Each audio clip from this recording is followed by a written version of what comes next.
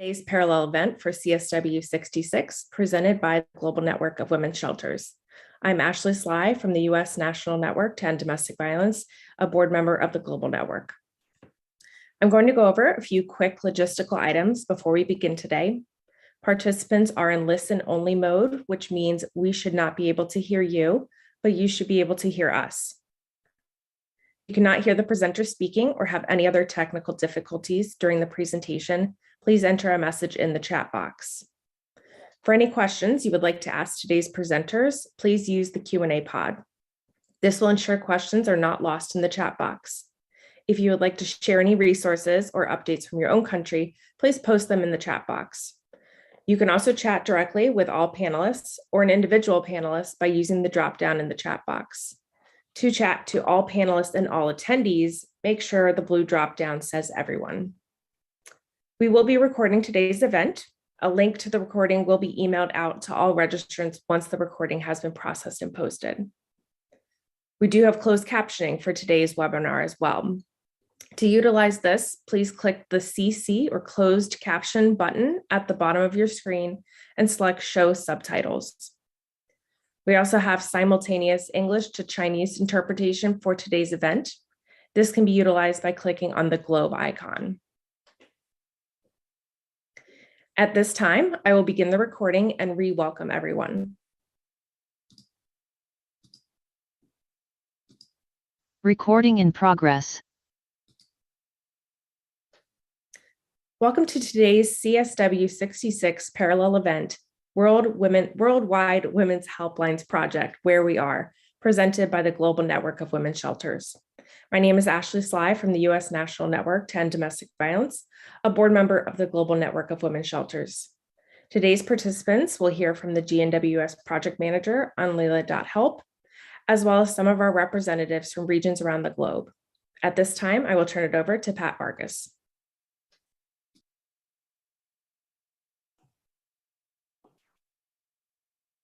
Welcome, everyone, and good morning, good evening, good afternoon, wherever you are in the world coming to this presentation. We welcome you. The Global Network of Women's Shelters started in 2008, where it was the first time that shelters got together, frontline workers, and we talked about the commonalities and some of the barriers and some of the struggles that we have as service providers for women escaping violence, women and their children trying to survive in a place that has many barriers. And we thought collectively we could move a little bit the needle and start organizing. And since then, 2009, then all the different networks that were present from shelters around the world came to Canada and Ottawa in 2009. And we really was the time that we birthed this Global Network of Women's Shelter. And here we are today. We have conducted many webinars. And the webinars that we conducted during the pandemic showed us that in the world where everybody was locked up and went home and closed, shelters were the ones opened up and still serving women. And we realized how well together we can support each other. And it was a time from learning from each other. And I believe that the growth of our network has exponentially, because of all the barriers,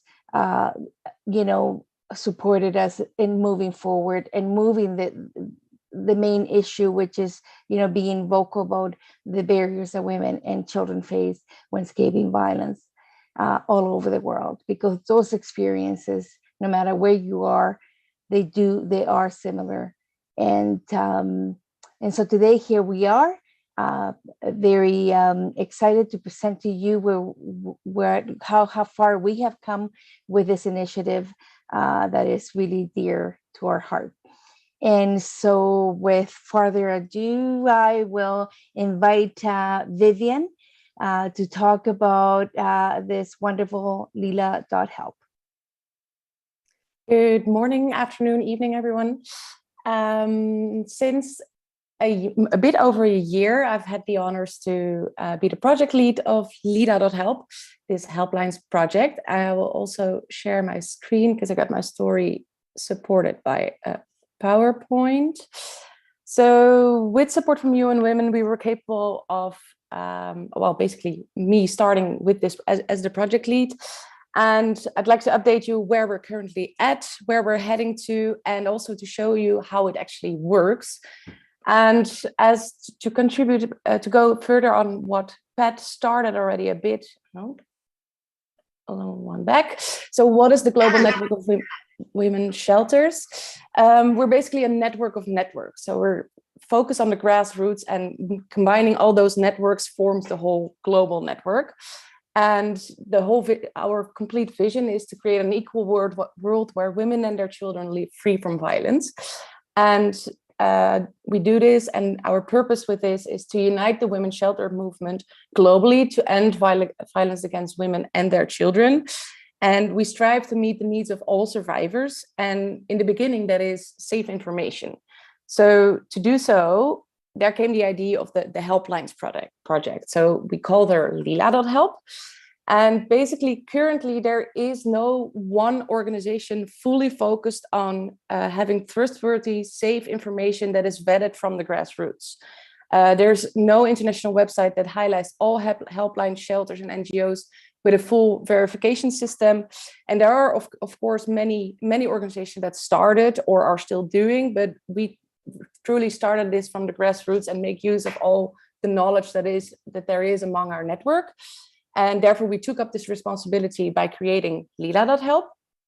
And for the majority, I would not need to explain this, but still, I wanted to include this because globally, 1 in 3 women experience violence at least once in their life. And from those 1 in 3, only fewer than 40% of women who experience violence, they actually seek for help of any sort. And among those 40%, we want for them to be as easy as possible to find safe, vetted information. And the last thing you want to do is send a person to a phone number that's not reachable or that doesn't give you the service that you need at a precaire situation like that. So therefore, we started with Lila.help. So Lila is a directory full of helplines and NGOs, shelters everywhere in the world. And the key of it is that it is accurate and trustworthy. So we do this by a full-blown verification system. Every organization that submits their info on Lila.help is verified by one of our board members or a connection from those board members. And those people, they know what services are needed in their region, and they know what organizations are reliable and trustworthy. So only when they are approved, they are to be found actually in the directory. So that makes sure that you can always reach them, that the data is up to date, because every 6 months, an organization gets an email saying, hey, this is the data you provided earlier. Is everything still up to date? But also, are you having some extra services that you can provide for people that need help? Or did you change your phone number or any update? You can always make it. And in that way, we make sure that everything is up to date. And it's such a precarious situation. It's so important that the right information is provided. So therefore, we have this whole system in place. And we will also want to increase the number of people actually finding the help. For example, if you're abroad, you would not know where to go. You could easily always go to Lila.help and know that the information is safe and that you will find a listening ear and that can either forward you to the correct information or that you can directly find help with them. Because the last thing, we always want to prevent the victim reaching out to help to a phone number that doesn't work or anything like that. So therefore, Lila will also be a referral source for either supportive friends, family, professionals, or whoever is in need of information. And so far, we have got 83 countries with organizations verified in the system, and still many pending to go. So as I just explained, every organization that submits is waiting for approval. So we're now actually in the verification of that process. And only those that we know or the person that we know knows the organization. So therefore, everything is safe and trustworthy. And if we look at it, how it works. You type in your browser lila.help. That is the direct link to the website. And then you will find this. We got it available already in 6 languages, still many more to come, but it's a start. And this is the way it looks. And it's a brief explanation of what the GNWS is, how you could even add your organization. So, because we're never, I expect never to be finished, because there are always new organizations coming in. So every organization can click add organization, and then this verification process comes in place.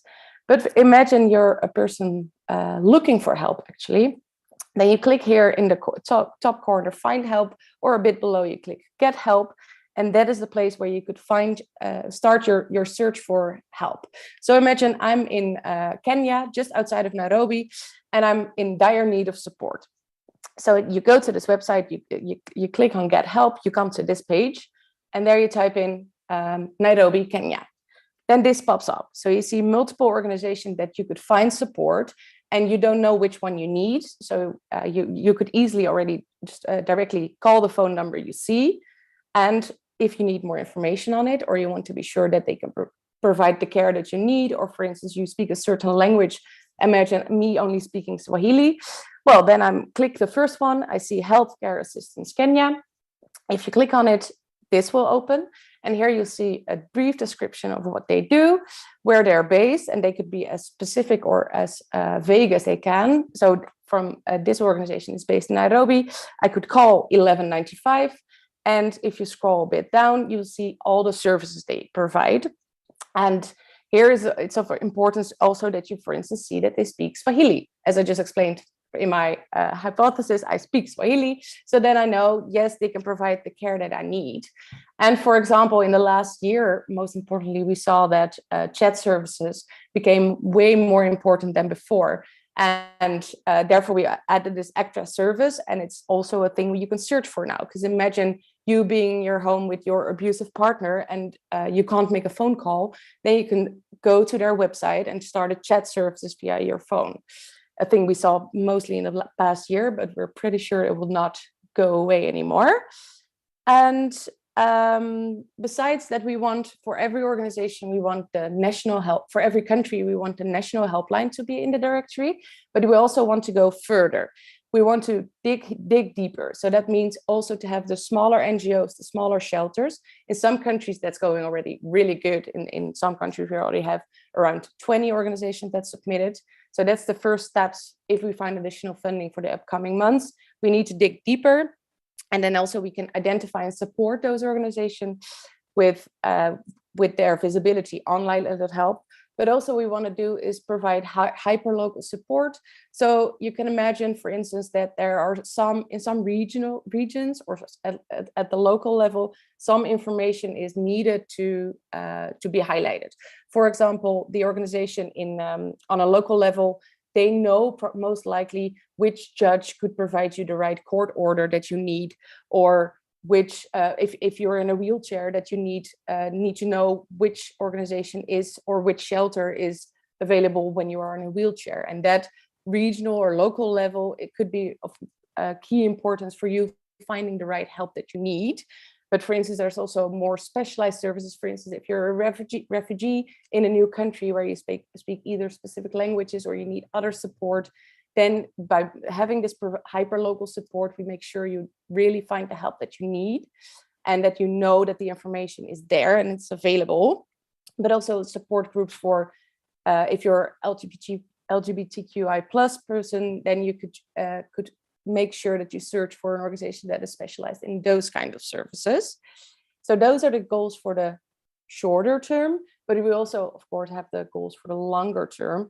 And that is truly focusing on supporting the organizations that are in our database, that we connect them to each other and that they could learn from each other. But also, of course, in the end, we want Lila.help to not exist, that it's completely irrelevant because violence against women is stopped. But before that, we really need a full functioning or a database that everyone can find the help that they need. So these are some longer term goals that we're going to work through, and hopefully we will get there anytime soon. And also to get an idea of who is behind, who are the people in our directory where you can find your support, I'd like to ask Ashley now to start the video.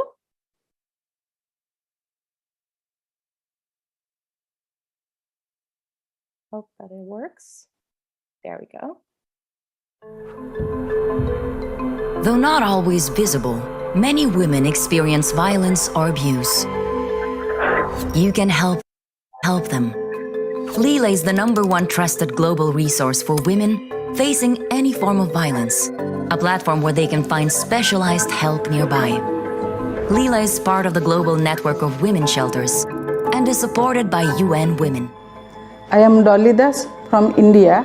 I want survivors to find help when they need it. Therefore, Project Suraja is on women's helpline called lila.help. Quiero que las mujeres sobrevivientes de violencia encuentren ayuda en Lila Help. Por eso, los Centros de Apoyo Integral para Mujeres Sobrevivientes de Violencia de Guatemala estamos en Lila Help. 大家好，我是台湾立信基金会执行长王月好。我希望受暴妇女求助时，能在 Lila Help 找到台湾的113全国求助专线。I want survivors to find help when they needed it. Therefore, Renew's Co-Willing Happy Home is on lila.help. En lila.help encontrarás información sobre servicios de ayuda y apoyo para mujeres víctimas de violencia basada en género, violencia sexual o violencia doméstica. Por eso, las casas de acogida, albergues o refugios que somos parte de la Red Interamericana de Refugios, estamos en lila.help. La información es confiable porque fue hecha y levantada con servicios de todo el mundo y con líneas de ayuda de todo el mundo. Visita lila.help.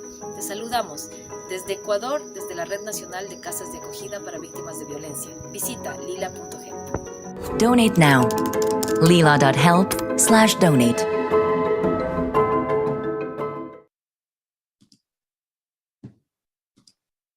Thank you, Ashley. And that was it from my side. If you want to get in touch, I will get my contact details in their chat. And then I would like to give the word back to Pat.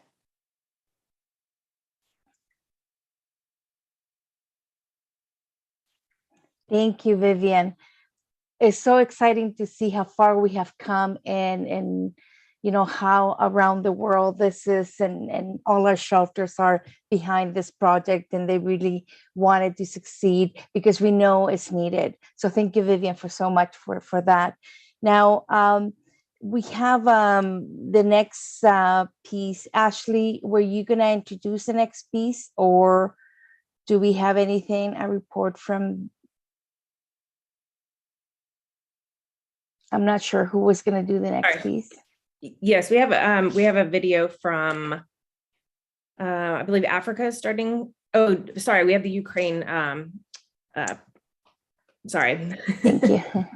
Thank you. So what we do have is some video for you. Of course, we're really concerned about our sister shelters in the Ukraine, and maybe I'll let you run the video.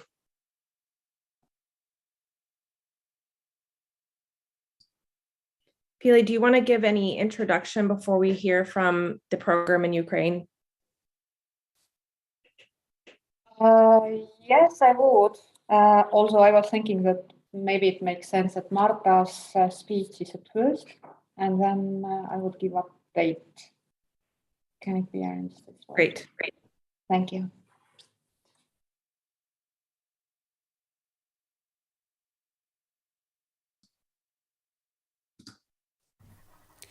Dear sisters, I'm Marta Chumalo. I'm working in NGO Center Women's Perspectives. I'm talking to you from Lviv, a city in western Ukraine. Our organization has been working here against violence and discrimination during 24 years. Now our city became a biggest shelter for women and children trying to escape from war. Thousands of people come here every day. Many of them go further to Europe. Now we see a lot of pain, tears, confusion and stress. Women and children go across the border to Europe. Men are not allowed to leave Ukraine. Thank you, dear sisters, for helping Ukrainian women and children in Europe now. We feel your support and we feel your solidarity every day. We realize that you face huge inconveniences due to such a large number of Ukrainian refugees, but we ask you to be sensitive. These women have gone through horrible times. They are scared. Many of them have lost their homes, their relatives. Please help them. Please show empathy and compassion. They are in very vulnerable situation. We feminists can now significantly reduce the suffering of women affected by the war in Ukraine. Thank you for your helping and for your solidarity.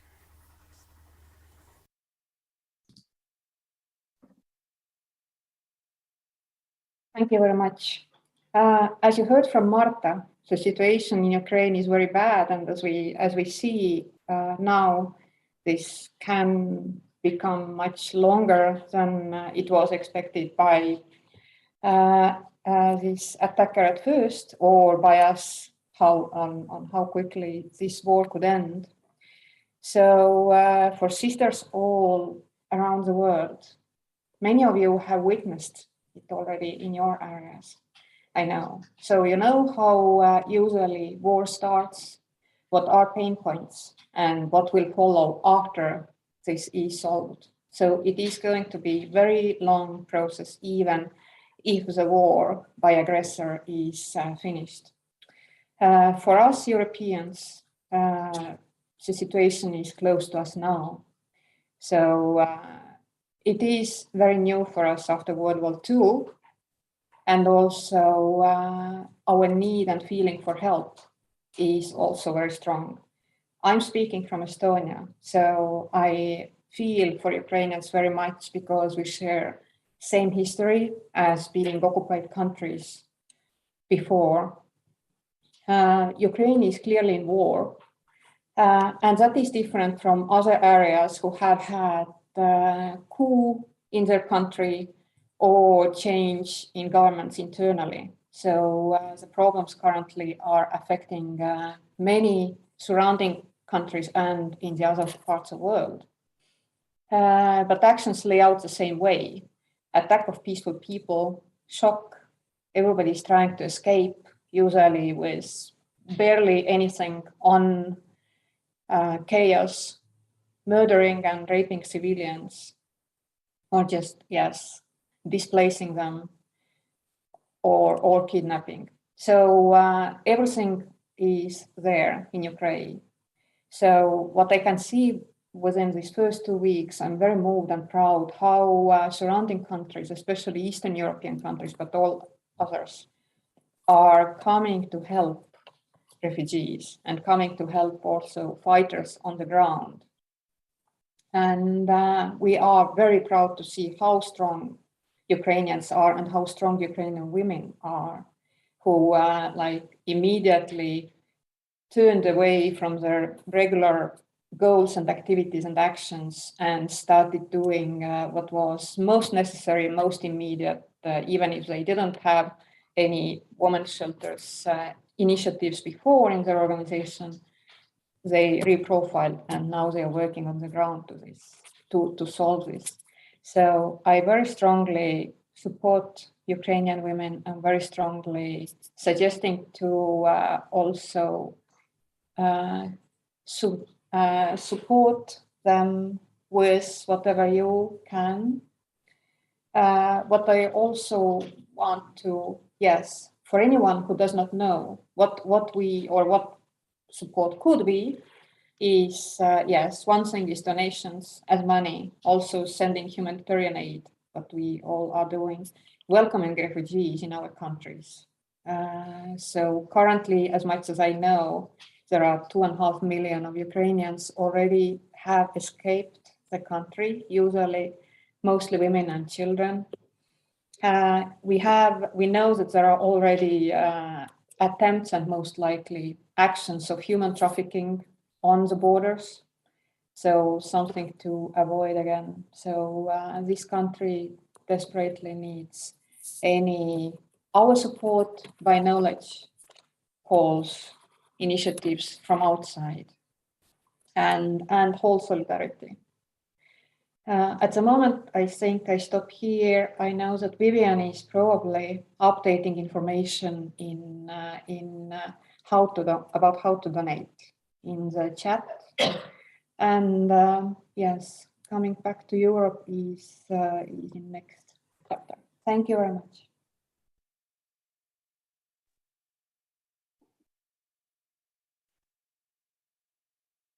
Thank you, Pili. And please, I'm directing you to the chat so you can see Vivian's comment there about how to help our sisters in the Ukraine, and please donate.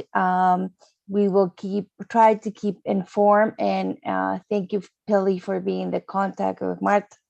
Our heart and thoughts are with her in this difficult time. Okay, I wanted to just say welcome to everybody. I know that we're going to try to translate the greetings from, I believe it's Portuguese. So we'll see what we can do there. Let's move on then. After that, let's have our regional presentations. As we said, Global Network of Women's Shelter has networks, and all over all the continents are represented. And so here we have the people presenting from their different areas. So we'll start with Joy. And I know that you were having some connection issues. Do we have a video from Joy, Ashley? We do have the video. Okay, great. So we'll do with that. And, Joy is with us, but so let's start with that. Thank you.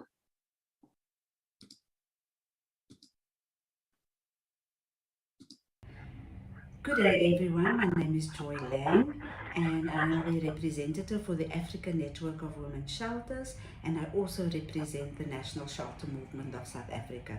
So when we look at the African states on the whole, they still report that they are only able to offer safe spaces, and this is because of lack of support and funding from their governments.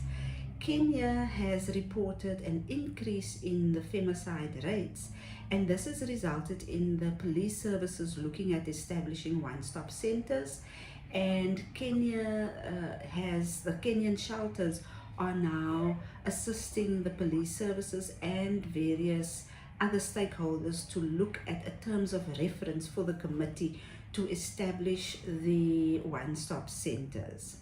We all know that Ethiopia has been in great conflict over the past year, and this has not stopped the Ethiopian network of women's shelters to establish safe spaces. And they've actually, in December of last year, opened the 8th emergency space for women.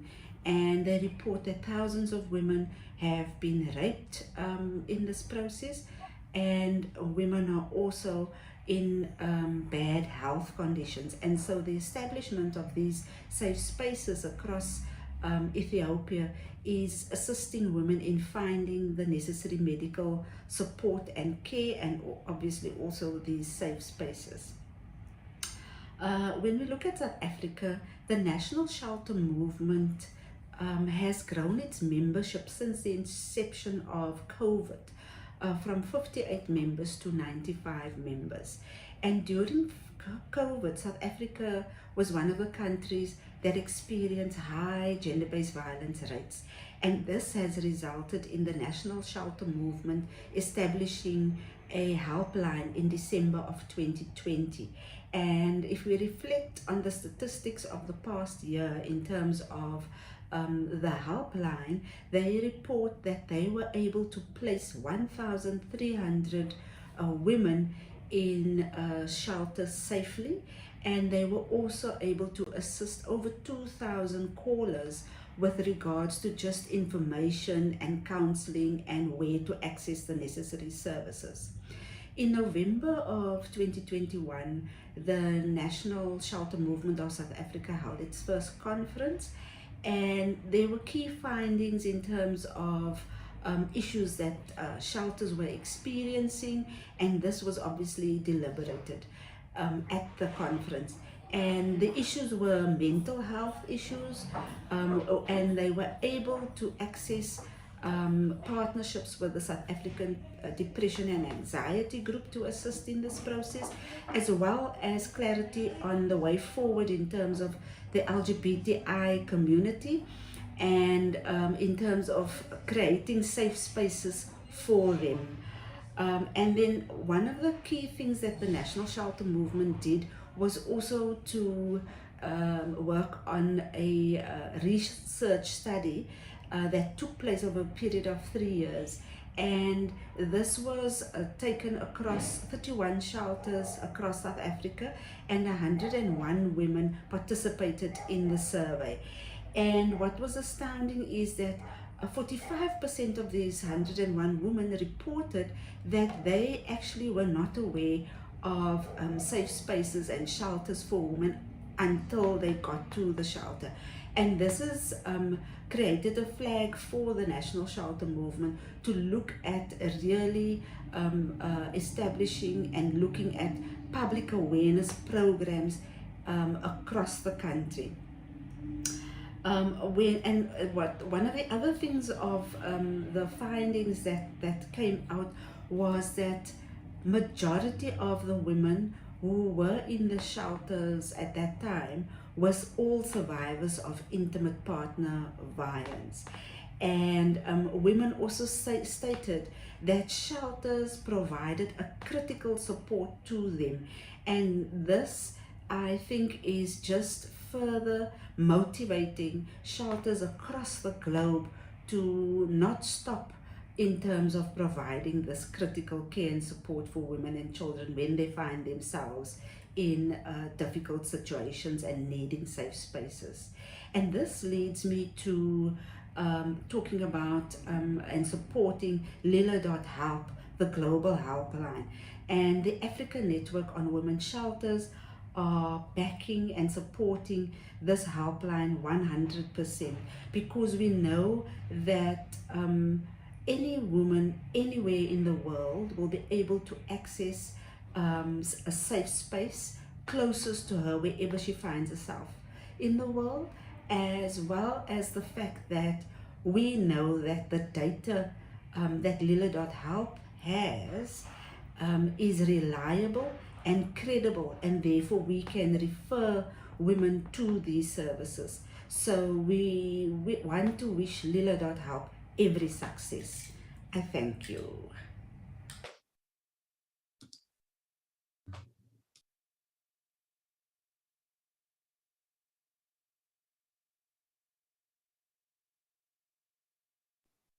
Sorry, I'm having problems. Just there we go. Okay. So thank you very much, Joy. What we have next is the report from Fatima from the MENA region. Can we proceed to do that report? Thank you.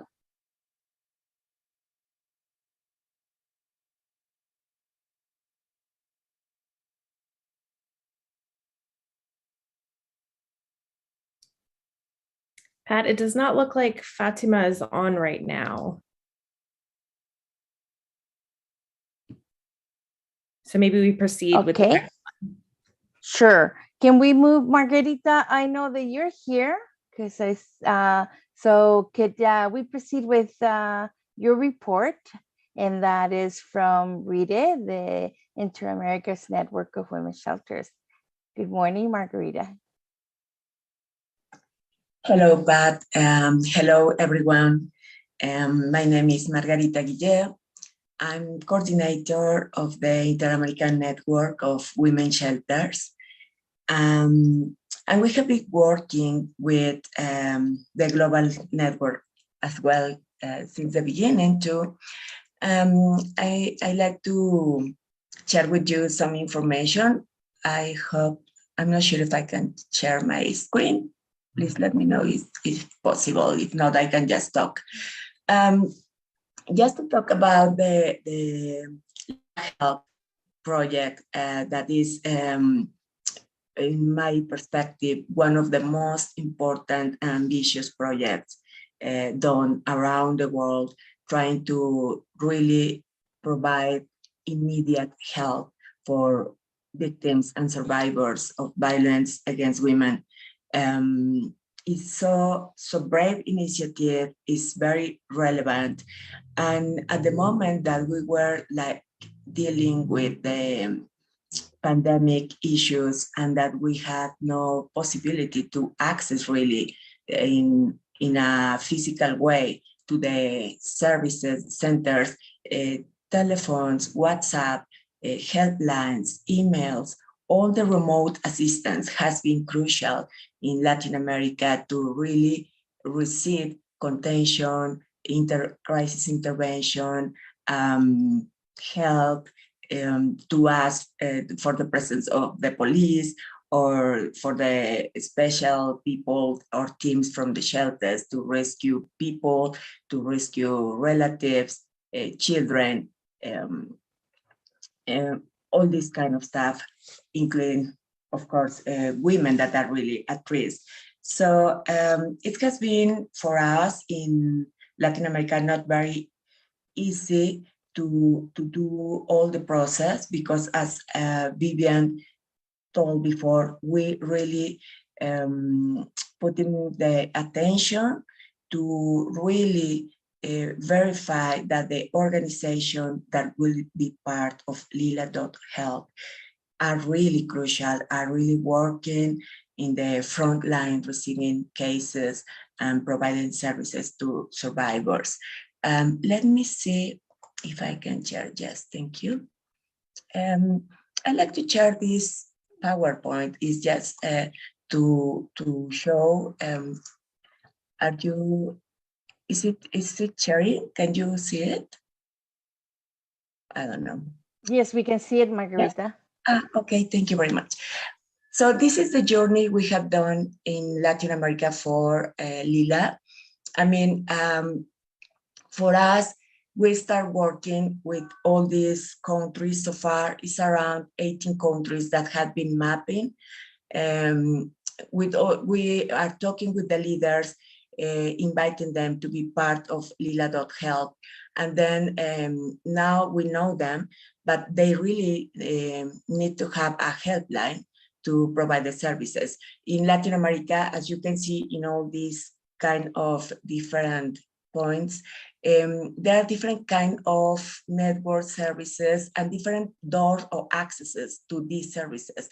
Sometimes it's a national line, or sometimes it's a regional, local, or even when there are regions or places that are very dangerous for the people that is providing the service, they have like a kind of screen of other kind of service where women get access, and then they do the risk assessment, all the contacts, and then they transfer women that are really at risk in a very silence way, or very discreet. So I would say that the process has been like mapping the services at shelters, contact them, do the presentation of Lila.help, invite them to be part of it, to register to the services. And then there is a team with 3 people that have been working in shelters for 15 years that are doing a verification to really be sure that this organization can really be trusted for women when they are when they need help. We are working, as Vivian said, we see, or we think it's not going to have an end, because in Latin America, organizations that are working with services change a lot. According to the change of government unfortunately. And the most stable are those that are from civil organizations, as you can see. For example, in our experience during the pandemic, there were different kind of new services that were implemented because women couldn't have access to go to the centers. So 84% of the shelters and centers move also or open different kind of options for women to access to the services.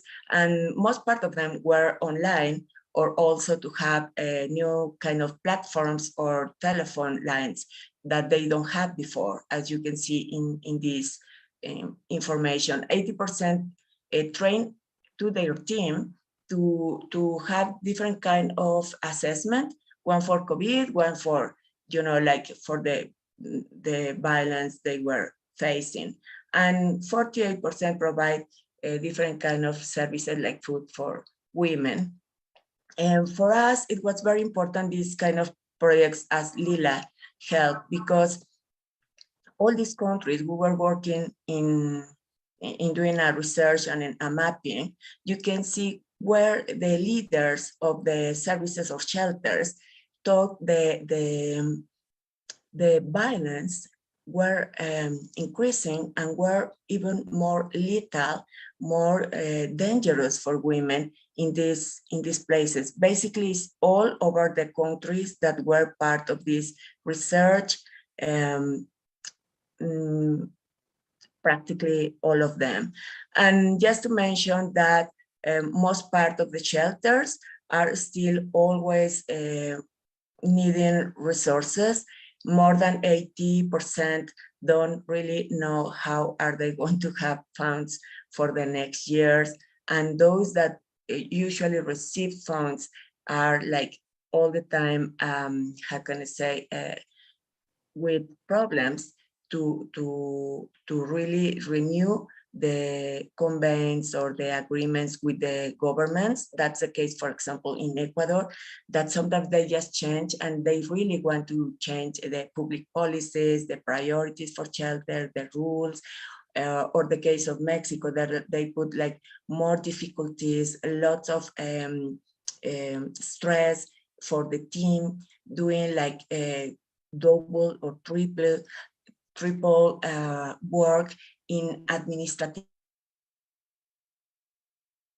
issues that are not really the core or the most important purpose of the shelter, that is provide help to women, but it's a way to be, like putting like little obstacles to really achieve our goals. So basically, I like to mention, just to finish, that we really need to be working together, trying to mapping to have access to the new services that are like open their doors, like Chile opened the door to most like 40 shelters in the last government. So that was very important, was a very good news in Latin America. But some other countries are just like shelters dying or in a very difficult situation in these last 2 years due to the double pandemic, violence against women, and the COVID-19. I just like to finish saying that this year in the Inter-American Network of Women Shelters, we're going to do an update of this research we did at the beginning of the pandemic to see how is now the situation in the whole continent about the leadership, about the situation for the teams, about the situation of the possibility of providing the services after 2 years of the COVID-19 and after the access of the vaccines in the region. We're going to do it with some people that are collaborating with us, and we really feel hope and that we can trust in the work we are doing.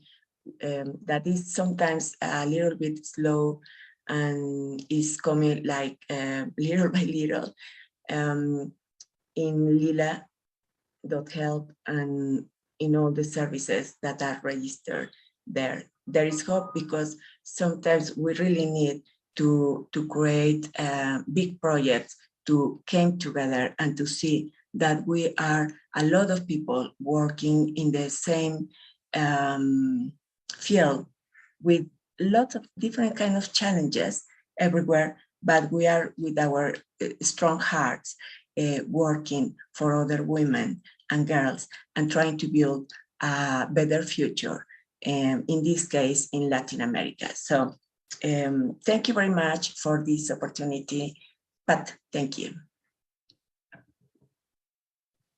Thank you so much, Margarita. That was very informative and it's lovely to hear, especially that in Chile now we have, 40 shelters, and I know they also have a new government, so maybe this is a good time to connect with them. And Margarita, thank you for the incredible work that you have done all through the pandemic and organizing Latin America. Not an easy task, but boy, you guys did a wonderful job in increasing capacity and mentorship and helping each other. And I was just very glad to be part of that. So our next presentation will be from Asia and Hosyanchi, and I think we do have a video from her. So Ashley, if we can, oh, hi. Maybe you can say hello and then we can play. Okay, here we go.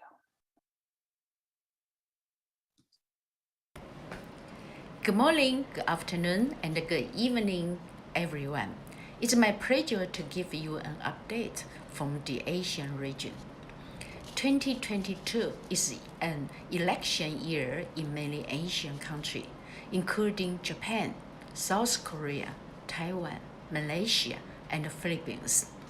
Although change to the national or local leaderships may steer welfare policies and the legal protection of the women and the children in different directions, advocacy must continue to preserve their well-being.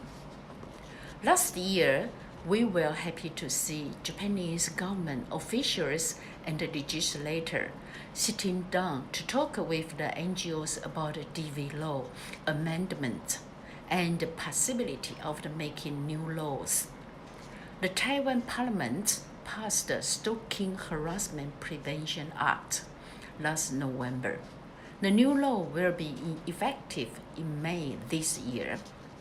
To deepen of the advocacy work, NGOs are coming together to form stronger networks. Local women groups in Mongolia and Nepal are talking about setting up domestic alliance. In Malaysia, the Minister of the Women, Family and Community Development helped connection local women's NGOs. Making alliance not only strengthens advocacy, resource sharing is another function that has been very important, especially during the COVID-19 pandemic. Omicron cases are spiking in some Asian countries, such as South Korea, Hong Kong, and Vietnam. Though most governments are moving forward with vaccination programs, the wave infection may delay border openings and economic recovery plans. The global economy has been greatly affected by COVID-19. Charity donation has decreased significantly. In one piece of the good news from Malaysia, this year, for the first time, the government has offered national funding of 10 million ringgit to the women shelters. However, most shelters are still underfunded. Shelter management is also not easy. In Singapore, staff are required to have the weekly or bi-weekly rapid tests. New residents need a PCR test before the checking in. The cost of the test kits and PPE are likely to be shifted to the shelter starting from this year, which will make their financial situation even worse.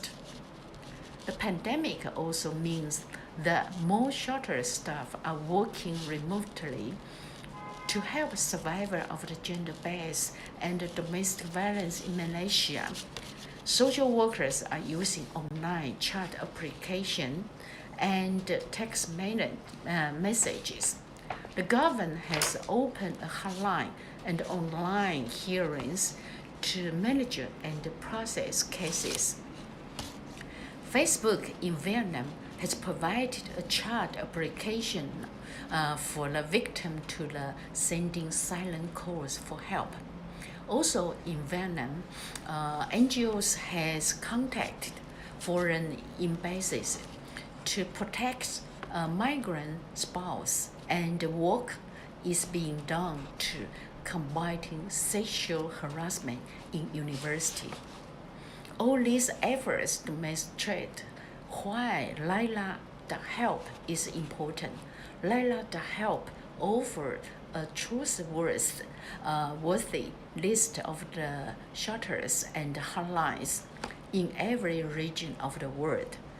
It also helped unite us together in our common cause to the end violence against women. Thank you for your time. Okay.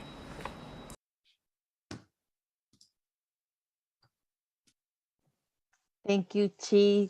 Thank you for wonderful presentation. How exciting to hear that this legislation being passed about sexual harassment, that this and stalking, which is fantastic, and that some shelters have received some national funding. Still, the struggles, of course, as you mentioned, because shelters are never funded to the capacity that they need. And now, of course, if there's expectations that they spend their hard-earned funding, and fundraising money to now do BCRs, how unfair is that? So let's see if we can do anything about that as well. But thank you so much for the presentation. That is amazing what is being accomplished in Asia. I just wanted to remind everybody that that we do have, I know that Margarita, you asked and they responded. We do have a GoFundMe page, which we put in the chat. And so we'll be putting it a couple times, maybe, Vivian, as so that people are reminded to help our sisters in the Ukraine. So now we'll move to our next presentation is Pile. And so from Europe, and please go ahead and do your report. Thank you very much, Patricia. Hello once again, Pilla from Europe or Estonia, located in Estonia. So Europe and Women Support Services during last year. As previously said, COVID has affected all services and our services have been, due to that, less accessible. Also, counselors are willing to work more, and we have been using new and different ways of being able to counsel. The funds and money have been rapidly decreased. And unfortunately, as it always happens, I don't know why, the first people who are getting hit by or affected by this are services who are supporting minorities and other more vulnerable groups of women. In Europe, we have Istanbul Convention that is base of women support service work. With that, we have been able to push governments to do different work, but during crisis, it's not always successful. And also, as we know, that Turkey pulled out from ratification of Istanbul Convention. Other European countries are closely looking what's going to happen now. or whether they follow this or not. So that clear threat have made European Union to declare, it came out last week in March 8th, that there is a new directive proposal for EU countries to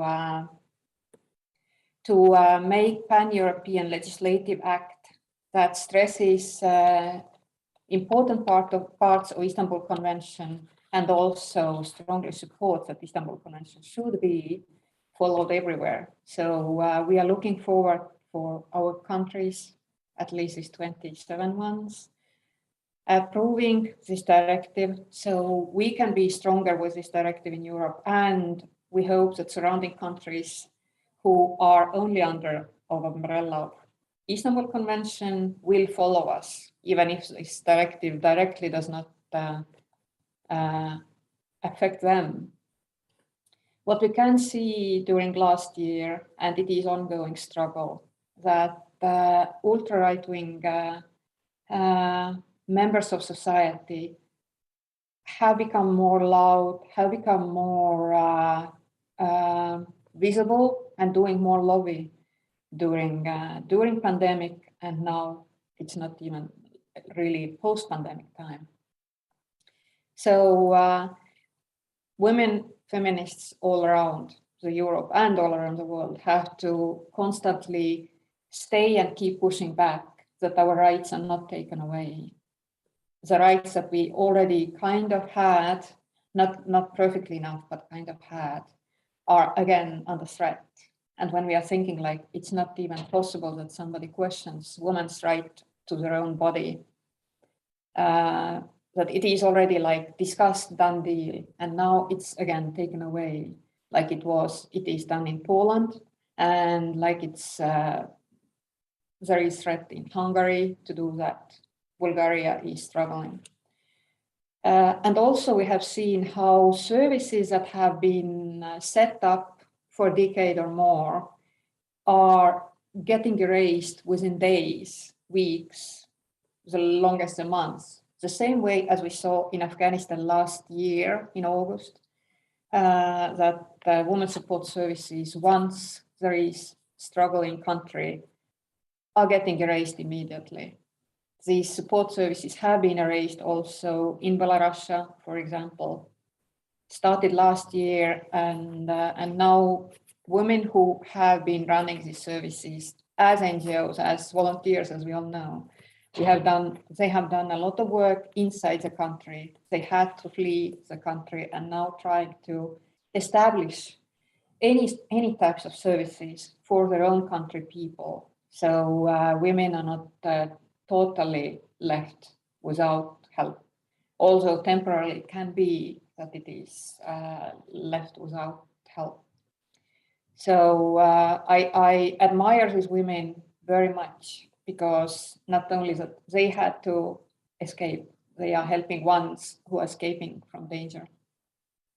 And during these times, especially what we see is that Lila help is becoming more important, because this is one stable place, one stable database, as Vivian explained before also, that you can actually trust, even if either you have to leave your country to somewhere else and you don't know where to turn to. You know that there is one trustworthy web page, info source, that is constantly controlled by creators, and you can find help there, as you saw in different languages. Or for your own country, you can, as if you start working abroad and you need to set up all new system, you can actually provide your phone number for example, for Belarusian women, without any danger of getting exposed otherwise. So we can again say that this phone line is very important, and we welcome it very much. I think I stop here. Thank you very much.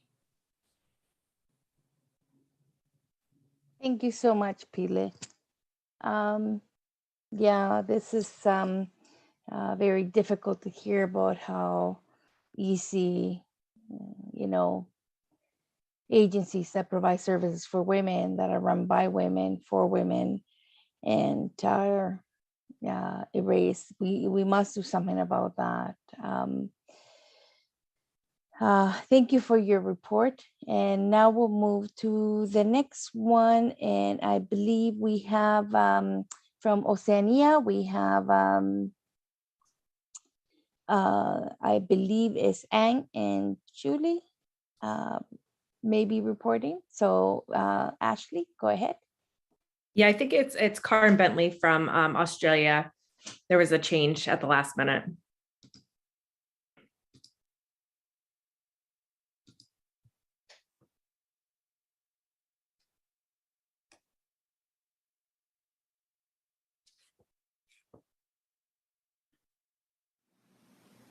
Hello everyone, my name's Karen Bentley and I'm the CEO of the Women's Services Network here in Australia. We're a national network representing about 300 specialist women's services across Australia. Before I begin, I'd like to acknowledge that I'm speaking today from the lands of the traditional owners, and I pay my respects to elders past, present and emerging. I'm here today on behalf of the Global Network of Women's Shelters to provide a report about Oceania. We're really sorry that we can't be with you live, but it's the middle of the night for us here in New Zealand and Australia. I think for most of Oceania, like the rest of the world, one of the major issues continues to be the impact of the COVID pandemic. With the second and third waves, parts of Australia have been locked down really severely, and others have had their borders shut for a long period of time, only now just opening. And I know some of our sister nations in the Pacific have also been grappling with the pandemic as well. We're also seeing the impact of climate change firsthand, most recently with the massive flooding here in eastern Australia and the devastating tsunami in Tonga. In terms of what's been happening in Australia at a national policy level, we've been very much having the topic of violence against women in the mainstream media following some really high-profile sexual abuse allegations. And so we've seen much more activism by many more women, keeping the issue very close to the front pages of our media for most of the year. At a national advocacy level, we're pretty focused on the development of our second national plan to end gender-based violence against women and girls. We've been advocating strongly to ensure that the next 10-year plan needs to not only explicitly identify specialist women's services as the central element of our responses to violence against women and children, but also take the good practice principles that have been developed over decades to ensure these underpin all the interventions that assist people impacted by gender-based violence to recover and return to full economic and social participation in society. We'll have to see whether our voices are heard on that one. We're also working hard to make sure that the next plan is inclusive of all forms of gender-based violence, including sexual harassment, reproductive coercion, child sexual abuse, forced sterilisation of women with disability, online misogyny, migration and visa abuse, and technology-facilitated abuse, just to name a few. During the year, there's also been a move in Australia towards affirmative consent in some states and territories. Affirmative consent which requires people to expressly say or do something to confirm that their partner consents to a sexual activity. And this will bring Australia into line with England, Wales, New Zealand and Canada, but we still lag behind Sweden, Portugal, Spain and Denmark. The other major policy issue being discussed here in Australia is coercive and controlling behaviour, with many different jurisdictions moving to criminalise this behaviour. But the move is really raising some deeply held concerns around the criminalisation of coercive control.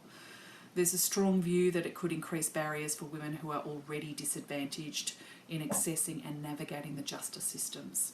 Women with disabilities, LGBTQI+, refugee and migrant women who are already facing increased levels of violence and discrimination, and for whom the police, justice system and support services may not be culturally safe.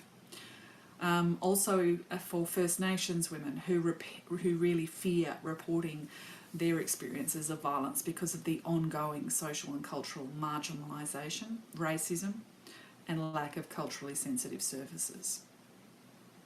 The extremely high rate of removal of children from First Nation women is also a major disincentive for any engagement with the service system here.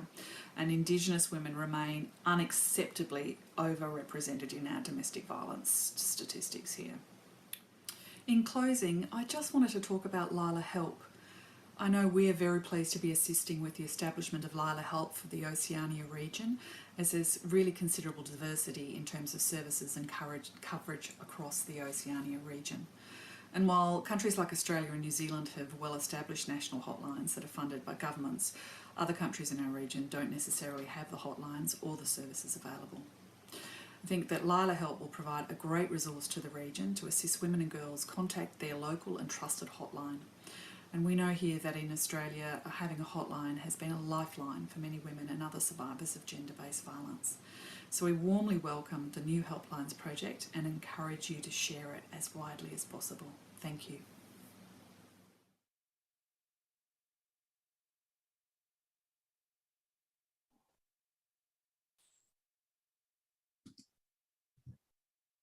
Thank you so much for that report from Oceania. And again, maybe if we could, just a couple of things that I wanted to say. Ashley, are we going to put the recording of this in our website? Yes, and the recording will be sent out to everyone that registered for the event. I just noticed some people were having difficulty hearing that, so that'll be great. And so let's move to the next one. And now, because we are doing really good in time, so Liz Martin will be doing the report from North America. And of course, she's our leader here from speaking from a shelter in Canada. Here's our leader here from Shelter Canada. Hello, Liz.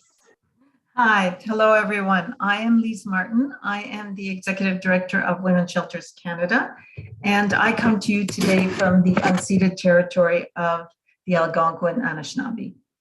I will be providing the report for both the USA and Canada. And we'll start talking about Lila.help, which will be a great resource for survivors, families, friends, and colleagues, and other impacted by GBV. US-based helplines are thrilled to have them all listed in one place. This will allow survivors to reach out to support no matter where they are at. For family and friends that live in another country but are supporting a survivor in the US, this list allows them to easily find the helpline for the US and reach out for information and support. For Canada, Lila.help connects directly to sheltersafe.ca, Women's Shelters Canada's website, which provides detailed information on the country's 500 plus shelters. I'll now begin the report on the US, the USA. The US civil society continued to engage with the Biden-Harris administration to inform the development of the first ever US National Action Plan to end gender-based violence.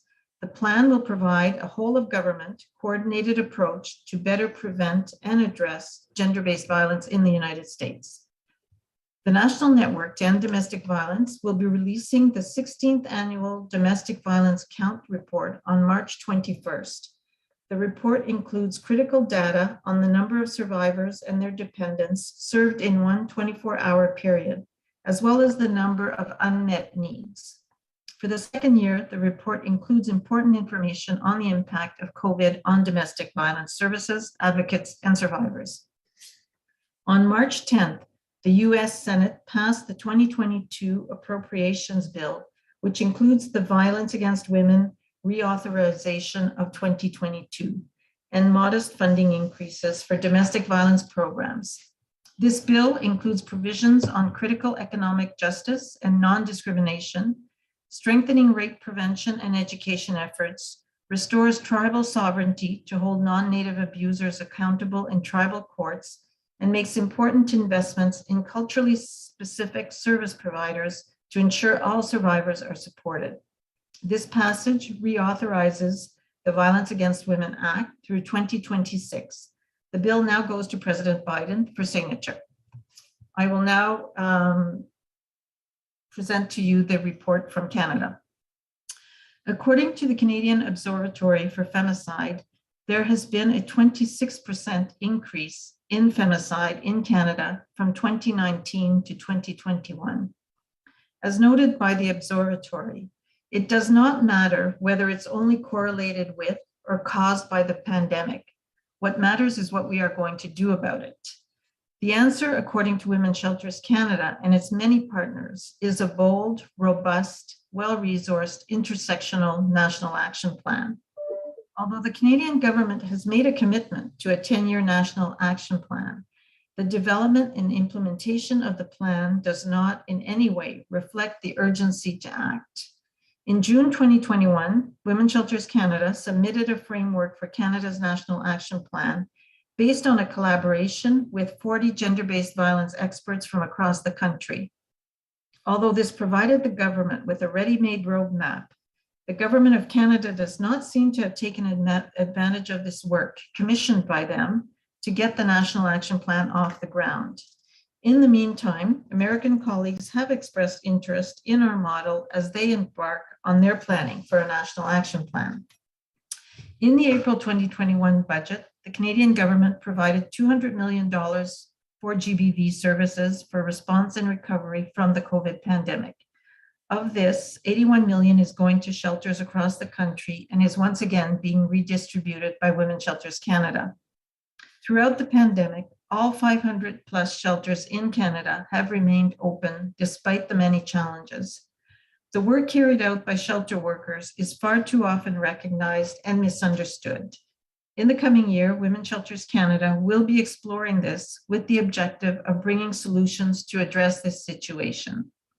Finally, the conversation on coercive control, as reported by my colleague in Australia, is also beginning in Canada at both the provincial and federal levels. Thank you so much.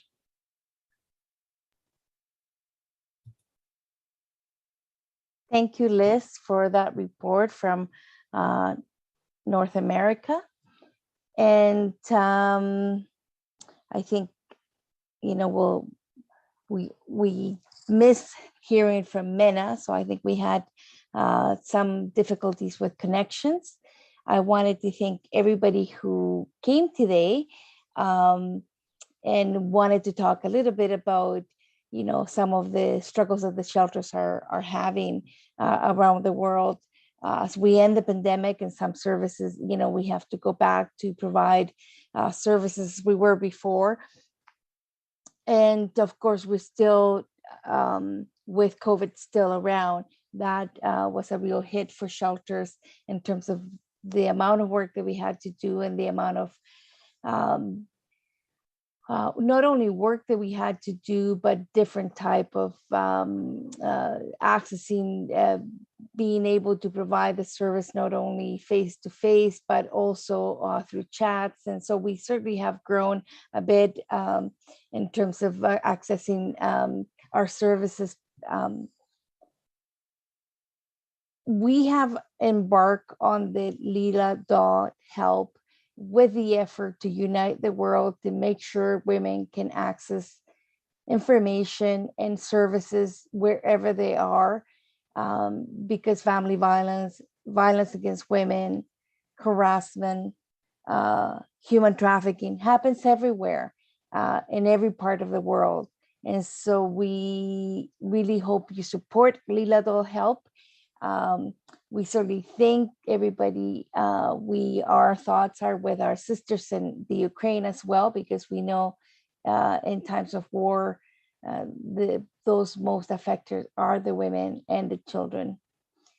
So we invite you again to please support that GoFundMe page. And we will have, maybe Vivian, can you talk a little bit about the fact that we are having an opening for in April 6th and maybe invite everybody? And yes, I've just placed it also in the chat. On April 6th, we will be launching Lila.help officially. You are all more than welcome to join. It is on the 8 a.m. Eastern time as well, so same time as now. You will find the link to register in the chat. So it is lila.help/launch. And you're more than invited to join us. Wonderful. Thank you very much. And with that, I just wanted to thank everybody again for joining us and in our update about Lila.help and an update from our regions. The Global Network of Women's Shelter continues to work very hard to bring the voices of women and their children from all over the world. And to all my sisters here who join us in the morning and the panelists, thank you so much. And Ashley, I'll give it to you for the last few close-up. Thank you to our moderator, Pat, and all of our regional presenters. I also want to thank all of our attendees for your ongoing work with survivors of gender-based violence, especially in these challenging times. And we will be sending out a recording of today's webinar, as I mentioned, in addition to any materials that may be that we've shared. In addition, we will have a link to a brief survey for you all to complete. So we appreciate any feedback you can provide. And we'll also include that link to the Lila.help launch on April 6th, so y'all can register. So this concludes today's event. Thank you all for attending and have a great rest of your day.